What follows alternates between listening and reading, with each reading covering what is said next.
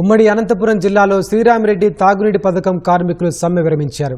6 నెలల వేతనం 30 నెలల పీఎఫ్ బకాయిలు చెల్లించాలని డిమాండ్తో సోమవారం అర్ధరాత్రి నుంచి కార్మికులు సమ్మెకు దిగారు.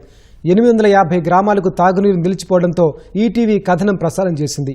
2 గంటల వ్యవధిలోనే కళ్యాణదుర్గం ఎమ్మెల్యే అమిలినేని సురేంద్రబాబు స్పందించారు. అధికారులతో కలిసి ఎమ్మెల్యే కార్మికులతో చర్చలు జరిపారు.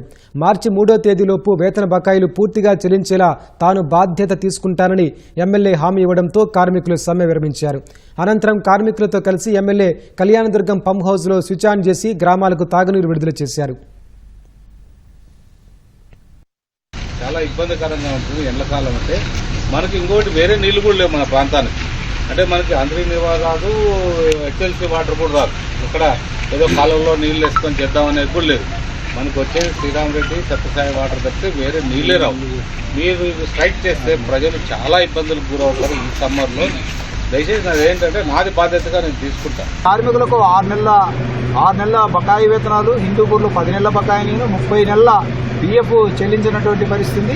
దీని మీదనే ఎన్నోసార్లు విజ్ఞప్తి చేసినా పట్టించుకోకపోవడం వల్లనే 17వ తారీఖు అర్ధరాత్రి నుంచి సమ్మె చేయడం జరిగింది. సమ్మె చేసినటువంటి 24 గంటల్లోనే మరి స్పందించడం జరిగింది. స్థానిక ఎమ్మెల్యే స్పందించాడు. అదేవిధంగా ఈటీవీ వారు లైవ్ ఇచ్చి కార్మికుల సమస్యలను, కార్మికుల స్థితిగతులను, వాళ్ళ బాధలను కూడా పత్రిక అయితేనేమి ఎలక్ట్రానిక్ మీడియా ద్వారా ప్రచారం చేయడం జరిగింది.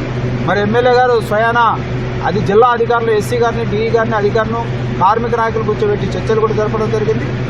వారు ఇచ్చినటువంటి హామీ మేరకు కార్మికుల వేతనాలన్నీ కూడా ఫిబ్రవరి ఆఖరుకు లేదా మార్చి 2వ తారీఖు లోపల చెల్లిస్తామని, పీఎఫ్ కూడా ఖచ్చితంగా చెల్లిస్తామనేది.